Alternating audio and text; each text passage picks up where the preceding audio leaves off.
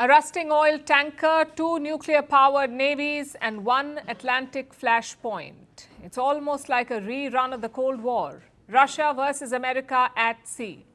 A short while ago, the US military completed a risky operation. They seized a sanctioned oil tanker, a ship that was flying the Russian flag, a ship that was supposed to be escorted by Russian submarines. I know it sounds like a dangerous flashpoint, so let's look at the build-up. Last month, the US imposed a partial blockade on Venezuela. They banned sanctioned tankers from the region. If any sanctioned ship came close, the US would seize it. Since then, 2 such vessels have been taken, the Skipper and the Centuries. But a third ship eluded them, and that's the Bella 1. This ship is around 24 years old. It tried to dock in Venezuela and load up oil, but as tensions rose, it fled. The US Navy then tried to chase this ship through the Atlantic, and that's when something strange happened.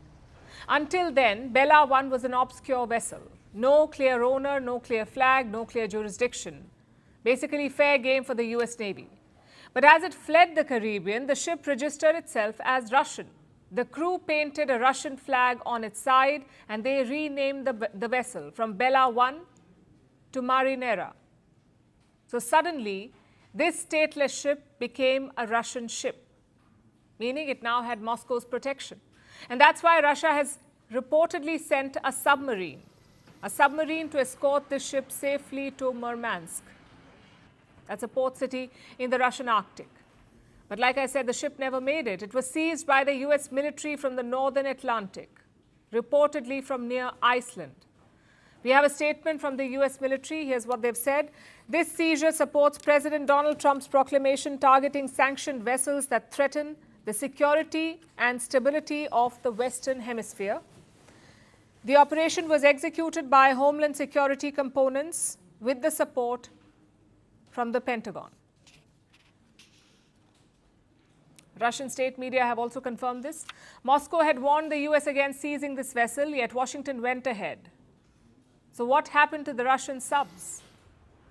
We'll have to wait for the official statement from Moscow. Maybe the naval support did not reach the ship. Maybe the US did not care. Either way, this is a very dangerous incident. It makes you wonder what's so special about this ship. And right now it's empty. It's not even carrying any oil. But for Russia, such ships are very important. You see, after the Ukraine war, the West cut off Russia from global shipping. Western tankers won't carry Russian oil, and Western companies won't insure it. So what did Moscow do? They turned to a global dark fleet. These are ships which are more than 15 years old. They have no clear owner, no clear flag, and no insurance. There are more than 1,000 such ships in the dark fleet, and these ships ferry sanctioned oil, whether it's Russian or Iranian or Venezuelan. And for Moscow, this dark fleet is important. It keeps their oil revenue intact. And for the Americans? For the Americans, it's leverage against their rivals. Both Iran and Russia use the Black Fleet. So if Washington can crack down, they can put pressure on Moscow and Tehran. Hence, this intense maritime chase. Now, just to be clear, this does not mean that Trump has a problem with sanctioned oil. He has a problem with who buys it. Take a look at his latest announcement on Venezuela. Trump says Caracas will give 30 to 50 million barrels of oil to the US. That's sanctioned Venezuelan oil. Let me quote from what Trump has said. This oil will be sold at its market price, and that money will be controlled by me as President of the United States of America to ensure it is used to benefit the people of Venezuela and the United States. We're talking about oil worth nearly $2 billion. Trump says Venezuela will turn this over to America. It's not clear what that means. Is Venezuela selling the oil to America, or is the US seizing this oil? That part is not clear yet. Also, where will this oil come from? Venezuela produces around 1 million barrels per day, but since mid-December, they have not been able to export it, meaning they have millions of barrels ready, some in storage and some loaded on ships. Most of this oil would have been sold to China. Instead, it will now be sent to America. Trump will then sell this oil in the world market, and he will personally control the proceeds. Doesn't sound fishy at all. As of now, Venezuela has not responded to this claim, but China is understandably angry.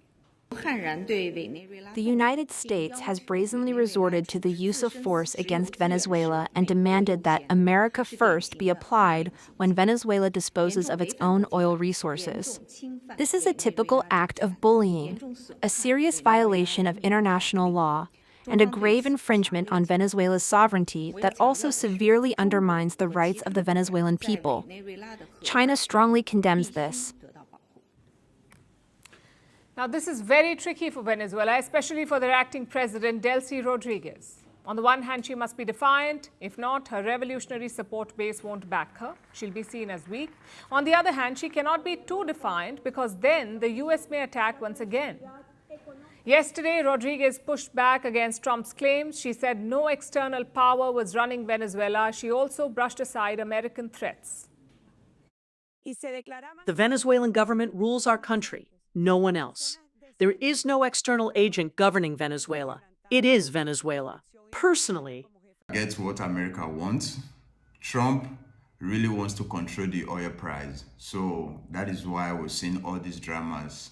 Because the moment they have total control of the Venezuela oil, they can determine the price of the market, which Saudi Arabia and OPEC Plus has been determined for a long time, which is not really favorable to Donald Trump because he believes in baby drill, which means cheaper oil, which will in turn bring about less inflation and cheaper goods and all of that, which he campaigned heavily for.